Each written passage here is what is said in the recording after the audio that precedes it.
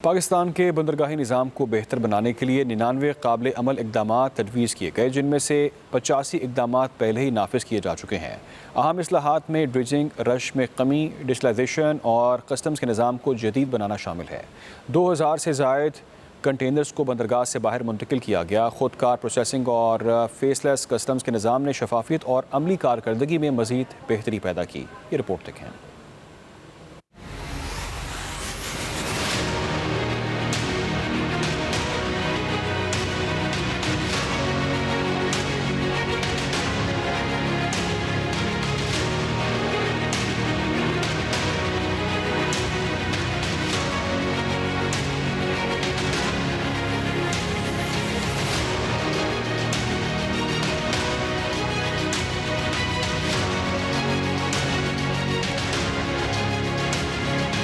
کیا آپ جانتے ہیں کہ پاکستان کے سمندر تقریباً $100 ارب کی بلو اکانومی کی صلاحیت رکھتے ہیں؟ Ports being the front face of Pakistan's economy.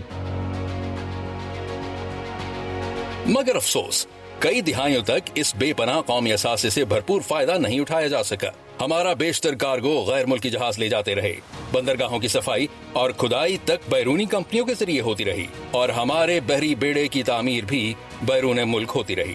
اس کے نتیجے میں ملک کو اربوں ڈالر کا نقصان اٹھانا پڑا، جبکہ قومی کارگو میں پاکستان کی اپنی شپنگ صنعت کا حصہ صرف 11% تک محدود رہا۔ یہ محض انتظامی کمزوری نہیں بلکہ قومی سلامتی اور معاشی خود مختاری کے لیے ایک سنگین اسٹریٹجک خطرہ تھا۔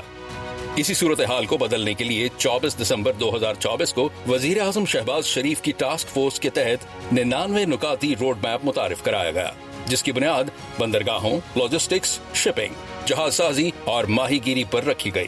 اس کا مقصد پاکستان کے بحری شعبے کو جدید، خود کفیل، شفاف اور عالمی معیار کے مطابق بنانا تھا۔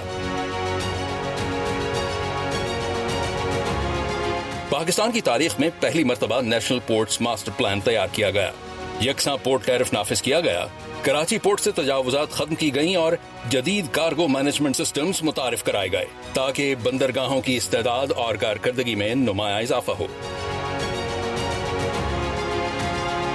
فیس لیس کسٹمز اسیسمنٹ اور پاکستان سنگل ونڈو کے ذریعے کارگو کلیئرنس کا وقت 53 گھنٹوں سے کم ہو کر صرف 18 گھنٹے رہ گیا۔ We have introduced a faceless custom assessment in which the appraising officers and the principal appraisers all have been put under one roof in a sanitized environment where there is absolutely no interaction with the clearing agents or the importers. Customs, بینکوں اور port operators کو ایک ہی digital plate form پر لا کر کاروبار کو پہلے سے کہیں زیادہ تیز، شفاف اور آسان بنا دیا گیا۔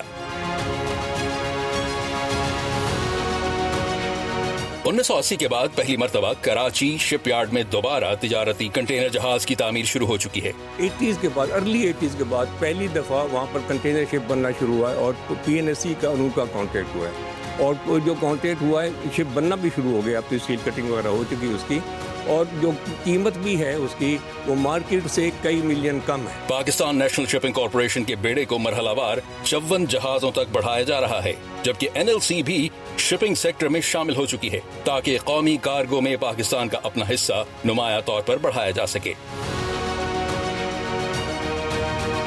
8 سال بعد پاکستان کی شپ ریسائکلنگ انڈسٹری دوبارہ فعال ہو چکی ہے۔ 16 خصوصی ریسائکلنگ یارڈز قائم کیے گئے ہیں اور ہانگ کانگ کنونشن کی توثیق کے ذریعے عالمی معیار کے مطابق ماحول دوست شپ ریسائکلنگ کی راہ ہموار کی گئی ہے۔ ماہی گیری اور آبی زراعت کے لیے 5 سالہ ترقیاتی منصوبہ تیار کیا گیا ہے تاکہ پیداوار، برآمدات اور ساحلی آبادیوں کی آمدن میں نمایاں اضافہ کیا جا سکے۔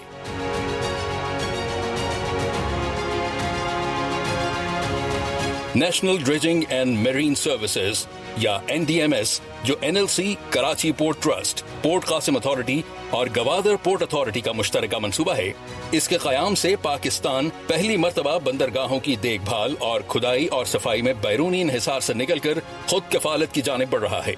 اسی طرح سنگل پوائنٹ مورنگ یا SPM منصوبہ توانائی کی سپلائی چین مضبوط بنا رہا ہے، جبکہ DP ورلڈ کے تعاون سے قائم dedicated freight corridor Karachi port پر کارگو کی نقل و حرکت کو مزید مؤثر بنا رہا ہے۔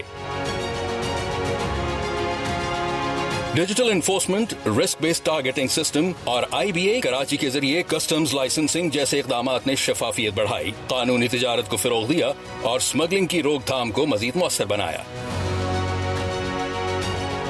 इन इस्लाहात के नताइज वाज़ेह हैं। कराची पोर्ट आलमी दर्जाबंदी में 99 से 69वें नंबर पर पहुंच चुका है, जबकि पोर्ट कासिम 56वें नंबर पर आ गया है। दोनों बंदरगाहें मिलकर सालाना 100 मिलियन टन से जायद कार्गो संभाल रही हैं। KPT की एक साल के अंदर अंदर वर्ल्ड रैंकिंग 30 पोजीशंस आई है, बेहतर हुई है। 99 पोजीशन थी एक साल पहले और अब 69 है, और पोर्ट कासिम की 18 दर्जे और बेहतर हो गई है। पोर्ट कासिम की रैंकिंग जो है KPT से बेहतर है। फी गुड्स डिक्लेरेशन आमदनी में 16%, दरामदी टैक्स वसूली में 14%, जबकि इलेक्ट्रॉनिक्स की कानूनी दरामदात में 105% इजाफा रिकॉर्ड किया गया है। इसी तरह कौमी बहरी माल बर्दारी में PNSC का हिस्सा 5% से बढ़कर 56% तक पहुंचने की तवक्को है, जिससे सालाना आमदनी $162 मिलियन से बढ़कर तकरीबन 1.785 अरब डॉलर हो सकती है। सरमायाकारों का एतमाद बहाल हो चुका है। आलमी शिपिंग कंपनियां पाकिस्तान की जानिब मुतवज्जे हो रही हैं और मुल्क खित्ते में एक अहम इलाकाई ट्रांसशिपमेंट हब के तौर पर अपनी जगह बना रहा है। पाकिस्तान की बहरी इस्लाहात ने मकामी और गैर मुल्की सरमायाकारों के लिए एक साजगार, महफूज और जदीद कारोबारी माहौल पैदा कर दिया है।